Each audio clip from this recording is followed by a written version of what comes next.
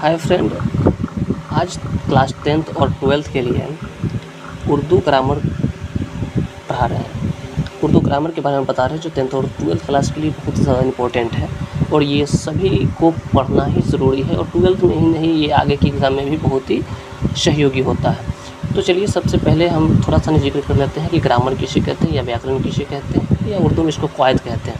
ठीक है, तो हिंदी में सबसे बड़ी हम पहले हिंदी में समझेंगे कि हिंदी में व्याकरण जो है, व्याकरण किसे कहते हैं। तो सब एक ही बात है, सही सही लिखना।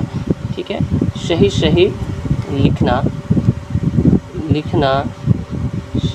फिर इसी में सही सही पढ़ना और फिर इसी में सही सही बोलना क्या कहलाता है? व्याकरण कहलाता है। तो ये हमारा व्याकरण का परिभाषा हो गया। सही सही लिखना, सही सही पढ़ना और सही सही बोलना क्या कहलाता है? व्याकरण कहलाता है। तो इसी तरह से अगर क़वायद में हम उर्दू में अगर इसको हम ट्रांसफ़र करें तो सही सही लिखना, सही सही बोलना और सही सही पढ़ना क्या कहलाता है? व्याकरण का क़वायद कहलाता है। और इसको सही को उर्दू में हम लोग शुद्ध बोलते हैं। ठीक है, शुद्ध यानी शुद्ध लिखना, शुद्ध पढ़ना, शुद्ध बोलना क्या कहलाता है? व्याकरण कहलाता है। तो उसको उर्दू में ट्रांसफर करेंगे तो सही सही लिखना, सही सही पढ़ना और सही सही बोलना क़वायद कहलाता है। उससे अब चलेंगे जो टॉपिक हमने लिया है यहाँ पर, इस स्टार्टिंग से जो 10th और 12th के लिए बहुत ही इम्पोर्टेंट होने वाला है, जो हर हाल में इससे क्वेश्चन बनते हैं 10th में और कुछ हद तक 12th में भी बनते हैं। तो सबसे पहले जो है वो कलमा है। ठीक है, कलमा किसे कहते हैं? तो कलमा वह अल्फाज है जिसका कोई मानी निकले। ठीक है, जिसका कोई मानी निकले उसे कलमा कहते हैं। और इसके 3 किस्म हैं, एक किस्म फेल और तीसरा हर्फ। तो इसके 3 किस्म हैं, कलमा के 3 किस्म होते हैं। ठीक है, ये आप ध्यान में रखिएगा। चलिए आगे जो है कलमा से रिलेटिव इसके एक कलमा से एक क्वेश्चन आती है जो 10th में बहुत ही ज़्यादा पूछा जाता है, जिसको कहते हैं बा मानी लफ्ज़ को। ठीक है, क्या कहते हैं? इस तरह से क्वेश्चन पूछता है। ठीक है, ये शॉर्ट में ऑब्जेक्टिव के लिए पूछता है कि बामानी लफ्ज़ को क्या कहते हैं। तो बामानी लफ्ज़ को कलमा कहते हैं, इसे ध्यान में ज़रूर रखिएगा। ठीक है, चलिए आप जो हमारे ये कलमा की जो 3 किस्में पढ़ी उसमें से एक किस्म पहले उठाएंगे जिसका नाम इस्म है। ठीक है, तो चलिए मैं सबसे पहले जो है इस्म को लेकर हम आपको चलते हैं। ठीक है, सबसे पहले इस्म को लेकर चलते हैं। ठीक है, थोड़ा सा नहीं मैं इसे ठीक कर लेता हूँ ताकि वीडियो पूरी साफ है। चलिए,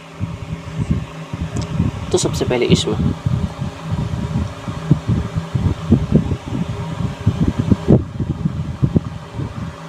यहाँ पर मैंने इस्म लिया। इस्म किसे कहते हैं? तो इसको हम लोग हिंदी में जो बोलते हैं ना, इसको संज्ञा बोलते हैं। ठीक है, अब हिंदी में जब संज्ञा बोलते हैं ना तो इसको इंग्लिश में क्या बोलते हैं आप लोग बहुत समझ पा रहे होइएगा? नाउन। ठीक है, अब नाउन किसे कहते हैं या फिर संज्ञा किसे कहते हैं? तो आप सिंपली हर कोचिंग और इंस्टीट्यूट में आप जब पढ़ते हैं तो फिर इसकी साधारण एक परिभाषा निकलता है जिसके आप पढ़ते हैं कि किसी वस्तु स्थान या व्यक्ति के नाम को संज्ञा कहते हैं। और इसको हम उर्दू में अगर इसकी परिभाषा बोले तो इसे किसी चीज़, जगह या शख्स के नाम को हम इस्म कहते हैं। लेकिन एक तरह से हमें बोले किसी भी शख्स के नाम को, किसी भी चीज़ के नाम को, किसी भी चीज़ के नाम को इस्म कहते हैं। ठीक है, इस्म कहते हैं। तो एक तरह से इसको आप बोल सकते हैं कि किसी भी चीज़ के नाम को हम क्या कहेंगे? इस्म कहेंगे। ठीक है, तो इसमें समझ में आ गया कि किसी भी चीज़ के अगर नाम हो या दुनिया में जितनी चीज़ मौजूद है वो सब क्या है? कोई ना कोई वस्तु है, कोई ना कोई जगह है, किसी न किसी चीज़ की नाम है, वो क्या है? तो दुनिया में जितनी चीज़ पैदा की गई है, जितनी चीज़ बनाई गई है, वो सब क्या है? इस्म है।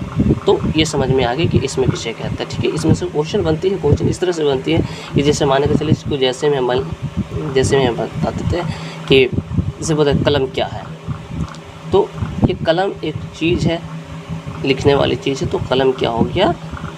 ये इस्म के। तो इस तरह से क्वेश्चन आते हैं कि है, चाहे दरअसल में से किसी इसम की पहचान करें तो इस तरह से क्वेश्चन आ जाते हैं। हमें 4 ऑप्शन होंगे, एक जो उसमें इसम होगा। ठीक है, अब चलते हैं आगे इसमें। अब चलिए अगला जो हमारा जो टॉपिक है कि बनावट के एतबार से इसमें के कितने किस्म, बनावट के एतबार से इसमें के कितने किस्म, एतबार से इसमें के कितने किस्म। ये बनावट के एतबार से जो इसमें के किस्म होते हैं वो बनावट के एतबार से इसमें के 2 किस्म होते हैं। ठीक है, एक जो किस्म होती है इसमें सिफत और दूसरी जो होती है उसे इसमें जात कहते हैं, इसमें जात कहते हैं। तो ये इसमें के 2 किस्म होंगे बनावट के एतबार से इसमें के जो 2 किस्म हैं वो बनावट के एतबार से इसमें के 2 किस्म, एक जो किस्म है इसमें सिफत और दूसरा इसमें जात। ठीक है, तो ये इसमें के रिलेटिव से। और दूसरी क्वेश्चन, एक और क्वेश्चन है कि मानी के एतबार से इसमें के कितने किस्म हैं, मानी के एतबार से इसमें के कितने किस्म, इसमें के कितने किस्म। तो 2 तरह के क्वेश्चन पूछते हैं। ये क्वेश्चन इस तरह से नहीं पूछेगा कि ये इसकी किस्म को नाम बता, नहीं, सिर्फ क्वेश्चन पूछता है कि बनावट के एतबार से इसमें के कितने किस्म, या माने के एतबार से इसमें के कितने किस्म हैं। तो सिंपली चलिए 1 मिनट,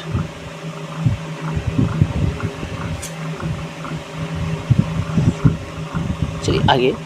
तो ये मानी के एतबार से जो इसमें के कितने किस्म हैं, तो मानी के एतबार से इसमें के 3 किस्म हैं। कितने किस्म हैं, 3 किस्म हैं। सबसे पहले जो है इसमें जामिद, इसमें मुश्तक और इसमें मुशद्दर। ये इसमें के जो 3, ये 2 और ये 1, यानी कुल मिला के इसमें के कितने किस्म हैं, इसमें के 3 किस्म होते हैं। तो इसमें के कितने किस्म, इसमें के 3 किस्म होते हैं। तो ये तीनों किस्म इसमें के हैं। ठीक है, अब फिर मैं थोड़ी सा इसके आगे बढ़ूँ तो इसमें जामिद के कितने किस्म होते हैं, तो इसमें जामिद के 2 किस्म होते हैं। अब यहाँ से जो इम्पोर्टेंट बनने जा रहा है, जो एग्ज़ाम में बहुत ही इम्पोर्टेंट, और यही सबसे ज़्यादा क्वेश्चन एग्ज़ाम में पूछे जाते हैं, मैट्रिक एग्ज़ाम में और 12th के भी एग्ज़ाम में इसमें पूछा जाता है। तो यहाँ सबसे पहले एक इसमें मारफा 2 किस्म हो गया और एक इसमें नाकरा। इस मारफा को इसमें ख़ास बोला जाता है और इसको इसमें आम बोला जाता है।